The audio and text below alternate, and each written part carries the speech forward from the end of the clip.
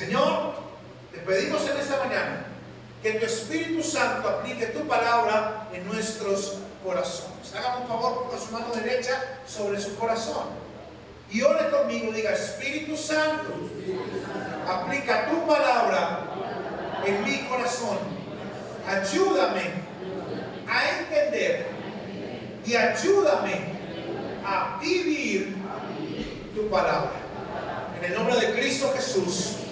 ¿Cuántos pueden decir amén? Amén. Muy bien. Al ver a través de Efesios capítulo 2 el Evangelio, vamos a descubrir lo que esta gracia y esta salvación hacen en nosotros. No de forma superficial.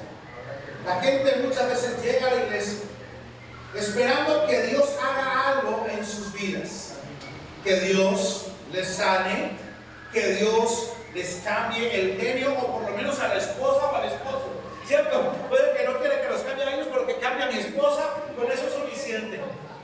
Hay gente que llega a Cristo esperando muchas cosas, pero esta mañana usted y yo tenemos que entender que el Evangelio nos cambia a nosotros profundamente. ¿Nos cambia cómo? Profundamente. El Evangelio no está diseñado solamente para cambiar nuestras circunstancias. El Evangelio cambia nuestro interior. ¿Están conmigo esta mañana? ¿Sí o no? Bueno, vamos a ver tres cosas que hace el Evangelio en nuestro ser. Tres cosas que hace el Evangelio en nuestro ser. ¿Están listos? Lo primero que Efesios capítulo 2 nos deja ver acerca del Evangelio es que el Evangelio nos da vida. ¿Nos da qué? Vida. El Evangelio nos da vida. Ahí mismo en Efesios capítulo 2 versículos 4 y 5. Efesios capítulo 2 versículos 4 y 5 dice lo siguiente: pero Dios, que es rico en misericordia, por su gran amor por nosotros, nos dio vida con Cristo, aun cuando estábamos muertos en pecados. Y dice: por gracia ustedes han sido salvados. Me gusta cómo comienza el versículo 4 con la palabra. Efesios 2:4, ¿cómo comienza? ¿Cuál es la primera palabra? Pero Dios. Pero, dígale a la persona que tiene al lado. Pero. Los latinos somos muy buenos para encontrarle el pero a las cosas, ¿sí o no? Yo creo que ya hay más de uno diciendo: ay, muy lindo el local y todo, pero siempre encontramos un pero. Ahora, los peros que deberíamos buscar son los peros de la palabra de Dios. Porque cuando tú no encuentras un pero en la palabra de Dios, esa palabra significa que todo va a tomar un giro, que todo va a cambiar. Y entonces, ¿qué es lo que está pasando en Efesios capítulo 2? Bueno, los versículos anteriores nos hablan de dos tiempos. Los versículos anteriores, del 1 al 3, nos dicen cómo era nuestra vida antes. Efesios capítulo 2, versículos 1 al 3 dice: en otro tiempo. ¿Cuándo? En otro tiempo. Diga a la persona que está al lado: en otro tiempo. Diga a la persona que está al lado: eso era antes.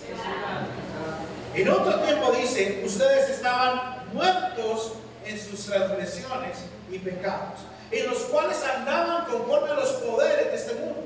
Se conducían según el que gobierna las tinieblas, según el espíritu que ahora ejerce su poder en los que viven en la desobediencia.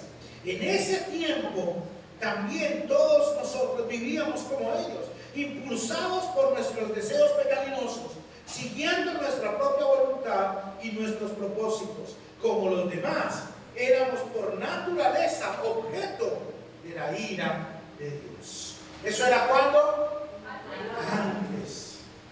Antes estábamos muertos en transgresiones. Antes vivíamos impulsados por nuestros deseos pecaminosos. Antes seguíamos nuestra propia voluntad. Antes seguíamos nuestros propios propósitos. Y en consecuencia nosotros antes éramos objeto de la ira de Dios. Aunque a nuestra cultura le cueste mucho entender, esta es una descripción muy cruda de lo que éramos nosotros antes de llegar a Cristo. Si nosotros leemos la Biblia muy rápido, nos damos cuenta que Dios es santo. Y que nosotros, por lo menos en ese momento anterior a nuestra vida con Cristo, no lo éramos. El apóstol Pablo es muy enfático. En Tito hay un pasaje paralelo y Tito agrega algo. Pablo le escribe a Tito algo adicional. Le dice Pablo a Tito: en ese tiempo también ustedes eran esclavos. Un muerto, un esclavo, es alguien que no tiene poder de decisión. Pero eso era ¿cuándo? Diga a la persona que tiene al lado, eso era antes. La buena noticia es que Pablo está hablando en pasado. Y Pablo usa el tiempo pasado para reforzar la idea de que esa ahora no es nuestra realidad. Eso que acabamos de leer no es lo que nosotros vivimos hoy en día. ¿Están conmigo? Esta mañana me están siguiendo, ¿sí o no? Ahora, Pablo acompaña en este versículo la palabra pero con otra palabra que es maravillosa. Pongan ahí Efesios capítulo 2 versículo 4, porque acompaña la palabra pero de otra palabra bien linda. Efesios 2 versículo 4 dice: ¿pero quién? Dios. Pero Dios. ¿Pero quién? Dios. Pero Dios. Menos mal que no dice pero Carlos, pero Vane, pero Lu, pero Romari o pero Sebastián. No, dice ¿quién? Dios. Pero Dios. Imagínate que ese versículo dijera: pero Carlitos, que es tan buena persona. Y Carlitos por dentro pensando: si supieran cómo soy yo. Y eso nos pasaría a cada uno de nosotros, ¿sí o no? Pero Pablo dice que ahora nuestra realidad es diferente. ¿Por qué? Porque pero Dios. Pero Dios. Y eso es clave. ¿Por qué? Porque es la voluntad de Dios la que se realiza. Eso lo vimos la semana pasada. Es la obra de Dios la que nos da salvación. Y es la obra de Dios, Espíritu, el que garantiza esa obra en nosotros. Y aprendíamos la semana pasada que la salvación es de Dios y es para Dios. Todos nosotros entonces entendemos esta mañana que antes éramos así y ahora somos diferentes, pero por nosotros mismos. ¿Por qué cambió nuestra realidad? ¿Por quién? Por Dios. Dígale a la persona que tiene al lado: es por Dios. Ve que usted ve a la persona que tiene al lado muy linda, muy querida, muy todo, pero no es por él, es por quién. Es por Dios. Y entonces Pablo ahí en Efesios capítulo 2 nos da dos razones por las cuales el evangelio es efectivo en nuestra vida.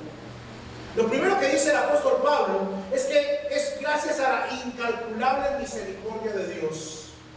Y no solamente eso, no solamente por gracias a la incalculable misericordia de Dios, sino que también es gracias al amor inquebrantable que Dios tiene por nosotros. Cuando nosotros dudamos de nuestra salvación, es porque solemos ignorar estas dos causas. Pensamos que la misericordia de Dios tiene límite. Pensamos que la gracia de Dios tiene límite. ¿Por qué? Porque la comparamos con la misericordia y la gracia que nosotros tendríamos con alguien. ¿Cuántos le han dicho a alguna persona: a este ya no lo perdono? ¿Sí o no? Me la hizo una vez, ya la próxima no. Nosotros los seres humanos somos limitados en nuestra misericordia. Nosotros los seres humanos somos limitados en la gracia. Pero Dios, diga, pero Dios es rico en misericordia. Mira, Charles Spurgeon, predicando acerca de este tema. Wow, Charles Spurgeon predicando acerca de este tema. Esa punta está como rara. Solía decir que la riqueza de la misericordia de Dios es tan incalculable que aún el día de hoy está intacta después de haber dado misericordia y gracia a millones y millones de personas. Imagínate por un momento que la gracia de Dios, que la misericordia de Dios tuvieran un límite en tu vida, que Dios te dijera: listo, te perdono, pero hasta aquí no más. Amigos, todos nosotros necesitamos la gracia y la misericordia incalculable. Y dice que la misericordia de Dios, que Dios, perdón, es rico en esa misericordia. Pero no solamente eso, sino que Él nos ama. Y el amor de Dios es inquebrantable. El amor de Dios hacia nosotros es inquebrantable y eso es hermosísimo.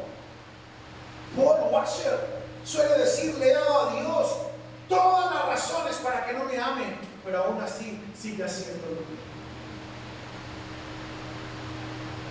Dios sabe bien quiénes somos y Dios nos ama. ¿Están conmigo, sí o no? Amén. Eso es muy hermoso. Es muy hermoso. ¿Por qué? Porque la salvación de Dios, el evangelio es efectivo en nuestra vida, porque no depende de nosotros, ni de cuánto amamos nosotros a Dios, ni de cuán misericordiosos somos nosotros con otras personas, sino que depende de la riqueza y misericordia de Dios y de su amor, que es inquebrantable, inagotable hacia nosotros. Amén. El evangelio nos libra de la esclavitud del pecado y nos da verdadera libertad en Cristo. Entonces, cuando vemos el evangelio a través de Efesios 2, entendemos que el evangelio nos da vida y que lo hace porque Dios nos ama y porque Él es rico en misericordia hacia nosotros. Y entonces por eso el apóstol Pablo dice en 2 de Corintios capítulo 5 versículo 17 lo siguiente. 2 de Corintios capítulo 5 versículo 17 dice el apóstol Pablo: por lo tanto, si alguno está en Cristo, ¿en dónde? En Cristo. Diga la persona que está al lado: en Cristo. En Si alguno está en Cristo, dice el apóstol Pablo, es una nueva creación. Lo viejo ha pasado, ha llegado ya Lo nuevo. Nosotros tenemos que enterarnos de que ya ha llegado un nuevo tiempo a nuestra vida, de que ya estamos vivos. Hágame un favor, acérquese así un poquitico a la persona que tiene al lado y haga como. Diga, usted no huele a muerto, hermano, usted está bien vivo. Usted está como bien vivo. Y no onda. Ese nombre es un poco raro. Y Hiro Honda era un soldado japonés, un teniente del ejército japonés. Y este hombre, o Honda, no se enteró de que había terminado la Segunda Guerra Mundial. Este hombre, durante muchos años después de terminar la Segunda Guerra Mundial, se escondió junto con dos amigos en una montaña y atacaban al ejército y a la policía de Filipinas, que era donde ellos estaban, porque no creían que había terminado. Tiraban volantes desde aviones, les mandaban cartas de la familia y ellos decían: eso es mentira. Hasta que en 1974, 29 años después de terminada la Segunda Guerra Mundial, un explorador japonés lo encontró y lo convenció de que verdaderamente había terminado la guerra. Yo creo que muchos de nosotros somos como Hiro Honda. No creemos que nuestra vida ha cambiado. No creemos que ahora estamos vivos en Cristo. No creemos que el evangelio nos da nueva vida. Y seguimos viviendo como este hombre, escondidos en una montaña, refugiados en nuestros propios pecados, en nuestras propias formas de ver la vida. Porque no somos capaces de creer que lo que Dios hizo por nosotros en la cruz es suficiente, que el evangelio es suficiente y que ahora en Cristo tenemos vida. Ya no estamos muertos en nuestros pecados, ya no somos guiados por el príncipe de las tinieblas, por el enemigo. Hay cristianos que dicen: pastor, es que el diablo me obligó. El diablo no te puede obligar a nada, eso era en otro tiempo. ¿Están conmigo esta mañana? Sí. La guerra terminó. Y todo lo que había que hacer para que tú fueras salvado ya se hizo en la cruz del Calvario. Esa es la buena noticia del evangelio. Tú no tienes que hacer nada, no depende de ti. Depende de Cristo. Depende de Dios, de su voluntad, de su amor por nosotros. Yo no sé cuánto tiempo lleves tú en Cristo. Aquí hay personas que llevan más de 30 y 40 años caminando en Cristo. Hay personas que llevan 10 años, 20 años, 5 años. Hay personas que están comenzando a caminar hasta el momento en su vida con Cristo. Lleves lo que lleves en Cristo. Esta es una realidad que tienes que siempre tener en mente. Ahora tienes vida en Cristo. ¿Están conmigo, sí o no?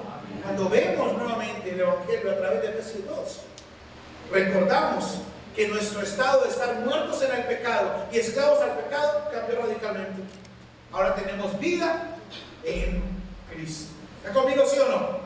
Segunda cosa, que cuando vemos el Evangelio a través de Efesios 2, recordamos. Segunda cosa, el Evangelio nos incluye.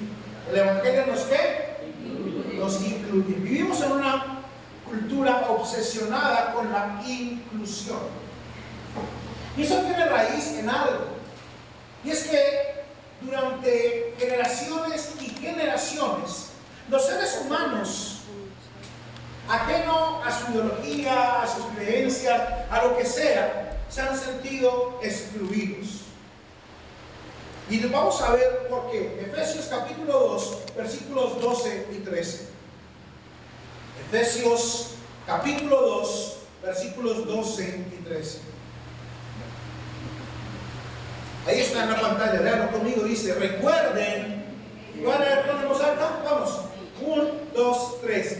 Recuerden que en ese entonces ustedes estaban como Separados de Cristo, excluidos de la ciudadanía de Israel y ajenos a los pactos de la promesa, sin esperanza y sin Dios en el mundo.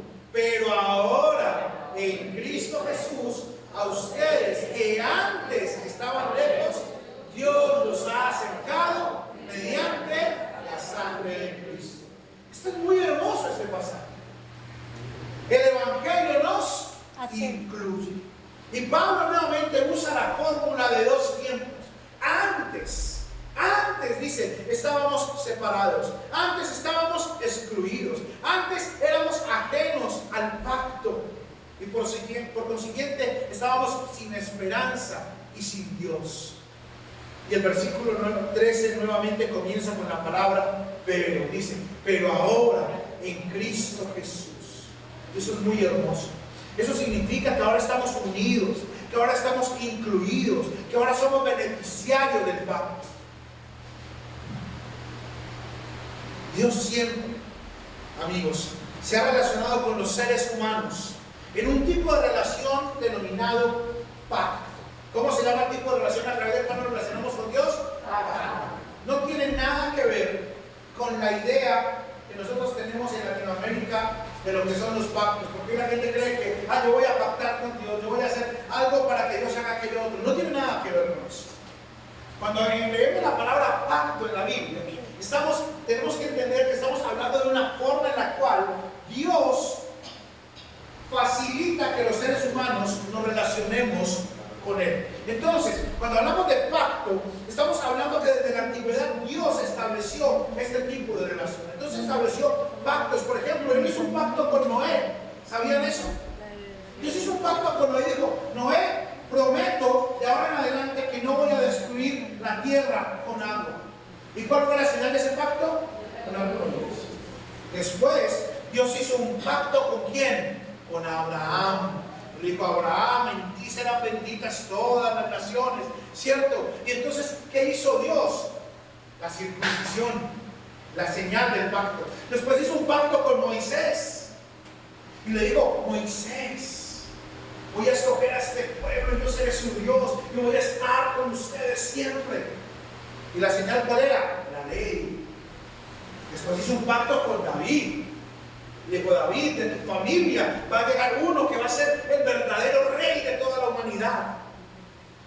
¿Y cuál era la señal? La obediencia, la justicia de Dios. Todos esos pactos fueron rotos. Todos esos pactos fueron violados. ¿Por quién? ¿Por Dios? No, por los seres humanos. Ahora, esos pactos tenían una generalidad.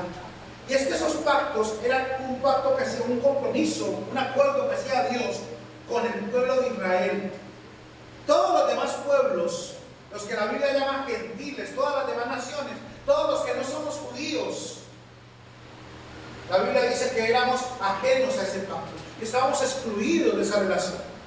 Los israelitas, como les dije, rompieron estos pactos, fueron infieles a Dios. Y por esa razón entonces los profetas judíos comienzan a hablar de un nuevo pacto, de un pacto que iba a resumir todos los demás pactos, que iba a ser llevado a cabo de tal forma que no iba a ser de bendición solamente para una a hablar. Ellos, por ejemplo, en Jeremías capítulo 31, hay un pasaje muy hermoso. Jeremías capítulo 31, versículos 31 en adelante.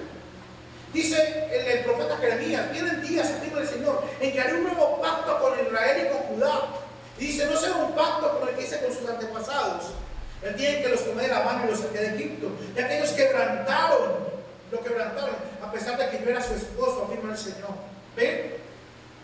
Haremos ahí un momentito. Es muy bonito esto, porque para Dios la relación de pacto se ilustra a través de la relación matrimonial. Entonces Dios dice: cuando se viola el pacto, están siendo infieles. Y Dios dice: mira, quebraron el pacto, le fueron infieles, aunque yo era su esposo. Versículo 33. Este es el pacto que después de aquel tiempo haré con el pueblo de Israel, afirma el Señor. Pondré mi ley en su mente y la escribiré en su corazón. Yo seré su Dios y ellos serán mi pueblo. Y ahí en adelante continúa describiendo este nuevo pacto, esta nueva alianza que Dios iba a celebrar con los seres humanos. Ese nuevo pacto del cual habla Jeremías. Ese nuevo pacto apunta a una persona, a Jesús. Por eso el Evangelio se llama el Evangelio del Nuevo Pacto. Por eso cuando tú lees tu Biblia, ves que hay un Antiguo Testamento y un Nuevo Testamento. Porque todo eso apuntaba ¿a quién? A Jesús. Jesús es el mejor y verdadero Noé. Jesús es el mejor y verdadero Abraham. Jesús es el mejor y verdadero Moisés. Jesús es el mejor y verdadero David. Él no solamente es el intercesor del nuevo pacto, Él es el mejor sacrificio, Él es el mejor sacerdote, Él es el mejor que garantiza las mejores promesas de este nuevo pacto. Y entonces, nosotros que antes estábamos excluidos, ahora somos ¿qué? Incluidos. Nosotros antes no teníamos acceso a una relación con Dios, pero ahora, gracias al Evangelio, la tenemos. Y tenemos que estar agradecidos por eso. Y tenemos que entender que no podemos confundirnos. Yo les he contado algunas veces la historia de mi noche de bodas. Bueno, no les voy a contar muchos detalles, pero solamente les digo, la noche de bodas, los amigos de la iglesia nos regalaron a Adriana y a mí una noche en el hotel más maravilloso. Así que salimos de la ceremonia con todos los amigos de la fiesta y nos fuimos a la noche de bodas. Cuando llegamos a la noche de bodas, Adriana fue al baño porque tenía uno de esos peinados que se hacían en el 2000 nos casamos nosotros. Tenía como 1500 flores incrustadas en la cabeza y tenía que quitarse todo eso. Y mientras ella estaba en el baño, yo me fui para la habitación contigua porque era una habitación que tenía otra habitación con una sala, con comedor, porque era una suite. Y en la mesa que había ahí habían puesto frutas, mariscos, chocolates, habían puesto panadería, habían puesto una botella de champaña. Cuando Adriana salió del baño, yo me había casi que acabado todo eso. Y estaba así todo asustadito. Y Adriana me dice: ¿qué le pasó? Yo le dije: pues estoy nervioso. ¿Y por qué está nervioso? ¿Por qué está asustado? Me dijo ella.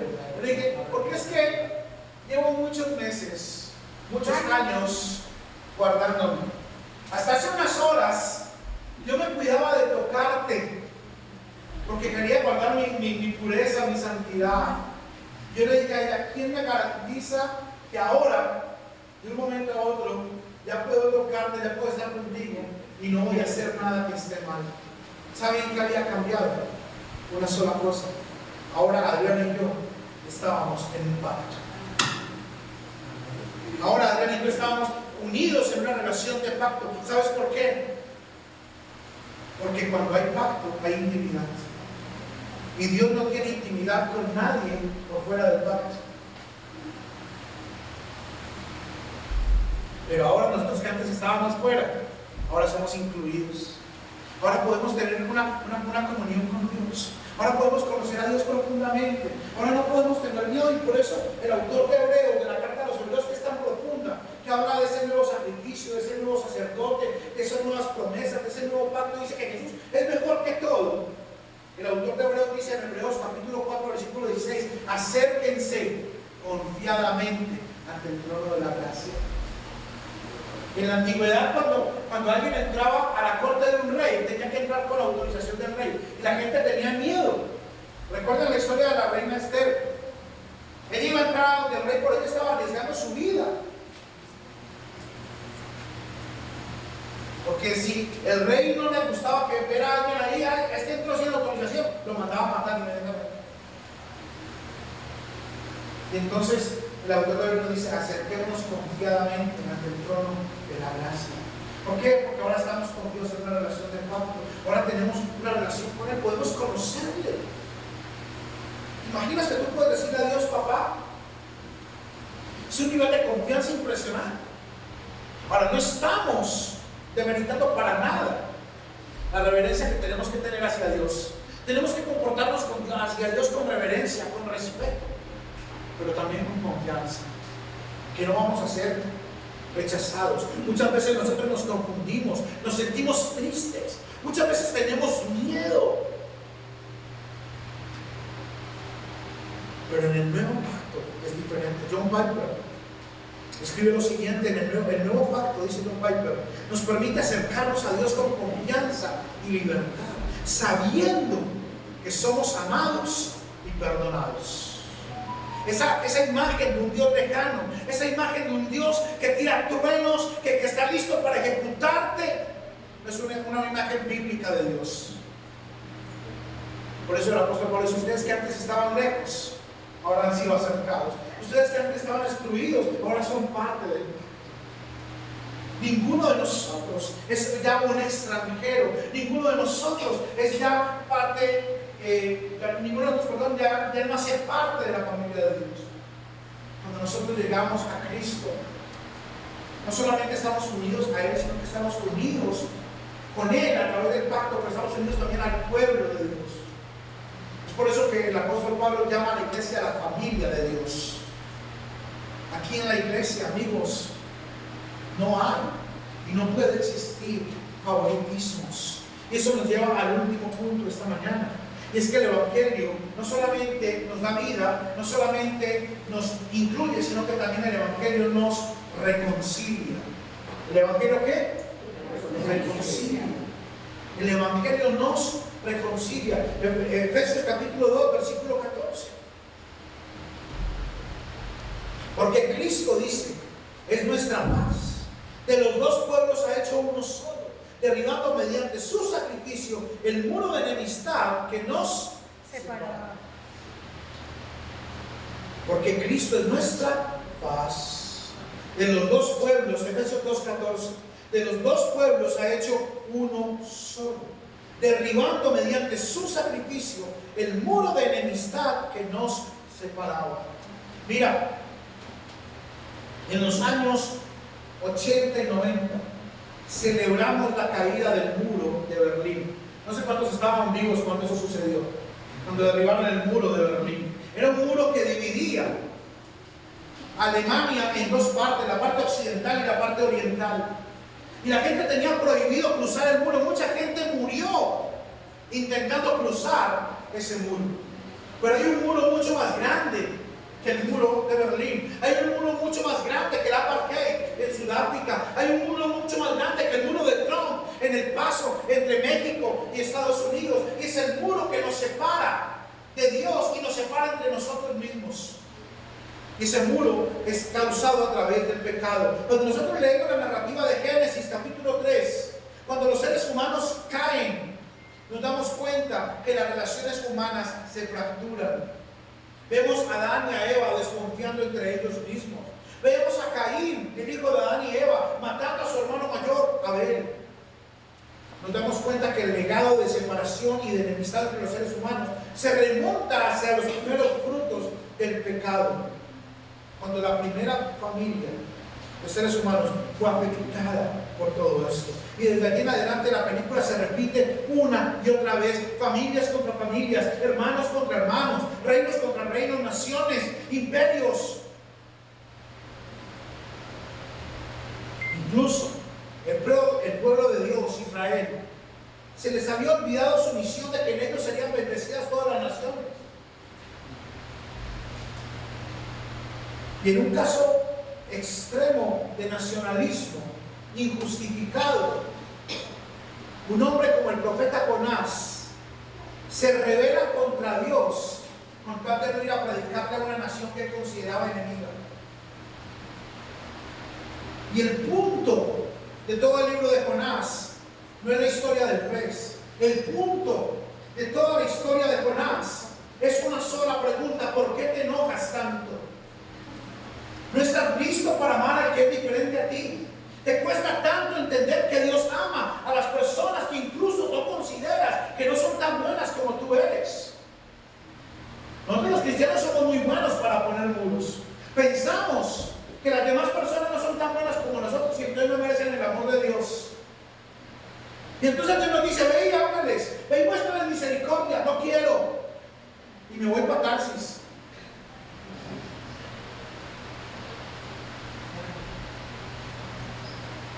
Y Dios comienza a tratar con nuestra vida y nos enojamos. Y Dios nos dice: hay razón para que te enojes tanto. Y nosotros somos como Jonás: sí, sí tengo razón. Pero Dios nos muestra que el Evangelio, lejos de poner muros, lo que hace es que derriba todo ese tipo de barreras. Y el Evangelio lo que hace entonces es que nos reconcilia entre los seres humanos. Pero primero, ¿cómo nos reconcilia con Dios? Es un error buscar la reconciliación entre seres humanos si primero no nos hemos reconciliado con Dios. Déjenme le explico un buen momento. El Evangelio primero nos reconcilia con Dios. Y a través de la reconciliación con Dios, nuestro corazón es cambiado. Y por eso es que hay una larga lista de cosas imperdonables que a través de la acción del Evangelio han sido perdonadas. Podemos ver miles de historias de personas que a través del Evangelio han logrado perdonar a gente que le ha hecho cosas que nosotros los seres humanos consideramos imperdonables. Cosas que no queremos perdonar, pero al reconciliarnos con Dios, al ser transformado nuestro corazón, de alguna forma Dios nos cambia y permite que nos reconciliemos entre nosotros mismos. ¿Están conmigo, sí o no? Amén. Max Lucado escribió lo siguiente, dijo: el Evangelio nos invita a perdonar y ser perdonados, a buscar la reconciliación en nuestras relaciones humanas, porque eso es un reflejo de la reconciliación que tenemos con Dios. Amigo, ya vimos que Dios te incluye y se ha sido reconciliado con Dios. Esa palabra reconciliación es bonita. Reconciliación dice que vuelve a conciliar. El concilio es una reunión. Y entonces antes estábamos lejos de Dios y a través de la reconciliación, de la obra de Jesús en la cruz, ahora podemos tener una relación renovada con Dios. Esa reconciliación con Dios entonces produce la reconciliación entre los seres humanos. No hay lógica en un cristiano que no ame la reconciliación. No hay lógica en un cristianismo, por ejemplo, que sea utilizado para el nacionalismo. Hoy en día, y a lo largo de la historia, hay naciones que se han considerado a sí mismas cristianas y creen que por ser cristianas tienen una supremacía sobre otras naciones. Eso no tiene sentido. El Evangelio, amigos, derriba esa falsa cosmovisión en nosotros mismos. El Evangelio nos hace ir y buscar la reconciliación entre los seres humanos. En Efesios capítulo 2, versículos 15 en adelante, mira lo que dice, es muy hermoso. Voy a leer desde el 14, porque Cristo es nuestra paz, lo leímos hace un momento. De los dos pueblos se ha hecho uno solo, derribando mediante su sacrificio el muro de enemistad que nos separaba. Versículo 15: pues anuló la ley con sus mandamientos y requisitos. Eso lo hizo para crear en sí mismo de los dos pueblos una nueva humanidad, para hacer la paz, para reconciliar con Dios a ambos en un solo cuerpo mediante la cruz, por la que dio muerte a la enemistad. Él vino y proclamó paz a ustedes que estaban lejos y paz a los que estaban cerca, pues por medio de Él tenemos acceso al Padre por un mismo Espíritu. Espíritu.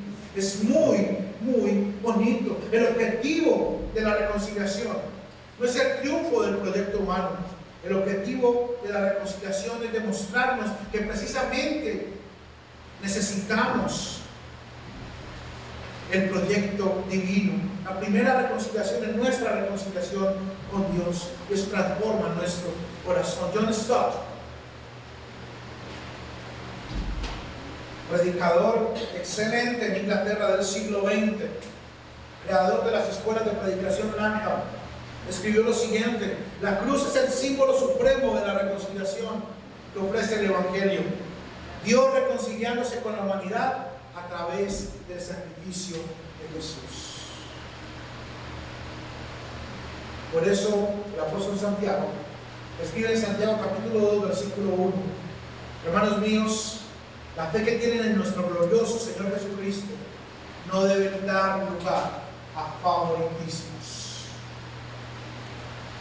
Y muchas veces las iglesias creamos, o en las iglesias creamos pequeños grupos. Obviamente uno tiene personas con las cuales es más amigo que con otras, es lógico, eso es normal. Pero no puede haber lugar a favoritismos. Este lugar es el lugar en el cual todos somos iguales.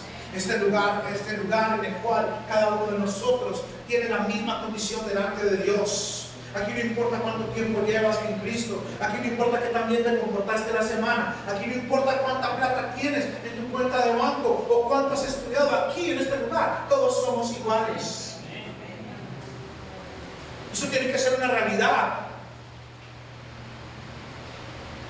que llevemos a nuestra casa, que llevemos a cada lugar por el cual nosotros transitamos. ¿Están conmigo esta mañana? Sí, Señor.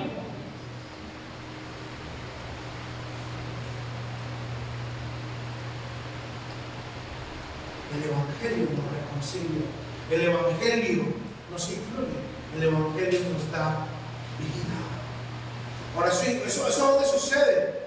Bien adentro de nuestro corazón. Pero desde nuestro corazón comienza a afectar la forma en la cual nos relacionamos. Más adelante, las próximas semanas, vamos a hablar de cómo eso comienza a transformar la forma en la que nos relacionamos en la iglesia, en la familia, en diferentes lugares. Pero por ahora tenemos que entender que el Evangelio hace eso en nuestro interior. Que el Evangelio aquí adentro te da vida. Que el Evangelio aquí adentro te incluye, porque ahora eres un hijo, eres un heredero. Que el Evangelio aquí adentro lo que hace es que te reconcilia con Dios y te capacita para reconciliarte con otras personas. Y entonces llegamos a la conclusión esta mañana en Efesios capítulo 2 versículos 19 al 22. Efesios capítulo 2 versículos 19 al 22. Y esta es la conclusión de ese discurso del apóstol Pablo, y es nuestra conclusión también esta mañana. Voy a leerlo. ¿Lo puede leer conmigo esta mañana? ¿Lo leemos juntos? Sí.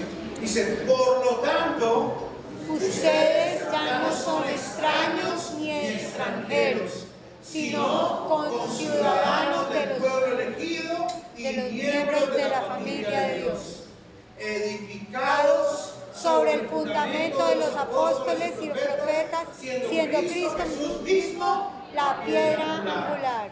En él todo el edificio bien armado se va levantando para llegar a ser un templo santo en el Señor. Versículo 22. En él también ustedes son edificados juntamente para ser morada de Dios por el Espíritu. Qué hermoso. Vamos a orar, Señor. Te damos gracias en esta mañana.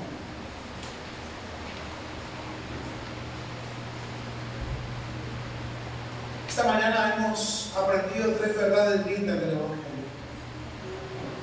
Aprendimos que el Evangelio nos da vida. Yo te quiero pedir, Señor, por cada uno de nosotros, que cada uno de nosotros, Señor, pueda entender la realidad de que ahora tiene vida en unión contigo. Antes estábamos muertos, ahora tenemos vida. Yo te quiero pedir, Señor, que cada uno de nosotros pueda entender también bien profundo en su corazón que el Evangelio nos ha incluido. Ya no somos extraños, ya no somos extranjeros. Antes estábamos por fuera de una relación contigo, pero ahora gracias a tu amor y gracias a tu sacrificio, estamos en la relación correcta contigo, una relación de pacto. Y gracias, Señor, porque también aprendimos que el Evangelio nos reconcilia. Nos reconcilia contigo, a nosotros que antes éramos tus enemigos, rebeldes. Ahora, gracias a tu sacrificio en la cruz, somos llamados hijos, somos llamados amigos, cercanos, herederos, aceptados, queridos. Ya no somos objeto de tu ira, sino que somos objeto de tu amor, de tu misericordia incalculable. Yo te quiero pedir, Señor, que estas tres verdades sean un fundamento sólido en nuestro corazón. Que estas tres verdades sean un fundamento sólido, profundo. Que nos permitan, Señor, como dice el apóstol Pablo aquí en la conclusión de Efesios 2, ser edificados sobre este fundamento. Crecer a partir de esto. Construir nuestras vidas a partir de esto. Y sobre todo, Señor, que tu Espíritu Santo more en nosotros. Señor, que tú llenes nuestros corazones. Ore conmigo esta mañana y diga: Espíritu Santo, llena mi corazón. Lléname con tu presencia.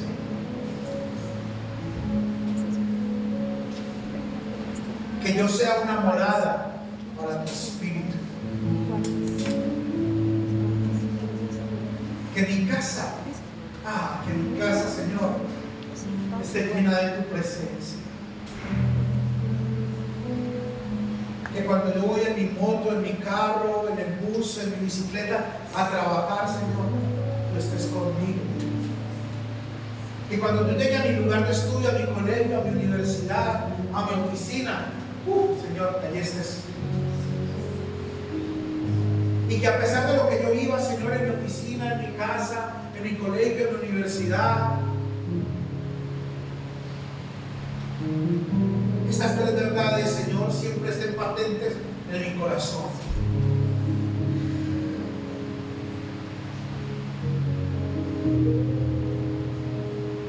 Te quiero pedir, Señor, por cada persona, Señor, en este lugar. Te quiero pedir, Señor, que seas tú llenándonos, que seas tú guiándonos. ¿Y qué tal si usted me ayuda en esta mañana a orar por la persona que tiene a su lado? Con mucho amor, con mucho cariño y con mucho respeto. Puede tomarle la mano, ponerle la manito ahí sobre el hombro. Y ore por esa persona en este momento. Dígale: Señor, bendice a mi amigo, a mi amiga. Llénalo de ti. Llena su vida, su corazón. Obra en la vida de cada uno de nosotros. Señor, únenos como familia. Que seamos verdaderamente amigos, verdaderamente hermanos. Que no sea un cliché eso de ser hermanos, sino que sea una realidad, Señor. Que aprendamos a amarnos, a aceptarnos, a querernos, a ayudarnos mutuamente, así como tú eres con nosotros.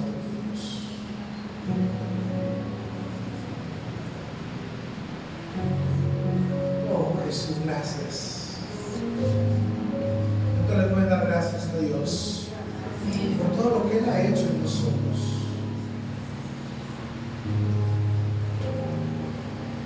Más adelante el apóstol Pablo sigue ampliando la visión del Evangelio desde Efesios. Eso lo vamos a estudiar las próximas semanas. Pero dentro de 8 días tendremos un invitado especial. Va a estar con nosotros el pastor Carlos Beltrán. Usted no se lo pierda, va a ser un tiempo maravilloso para crecer juntos, para ser animados. Invite, amigos, invite a su familia. Nos vemos el próximo domingo. Allí están dándoles un pequeño detalle. Hoy es una mañana llena de detalles. Recuerden los cumpleañeros. Allí está su detalle, allí está para su foto.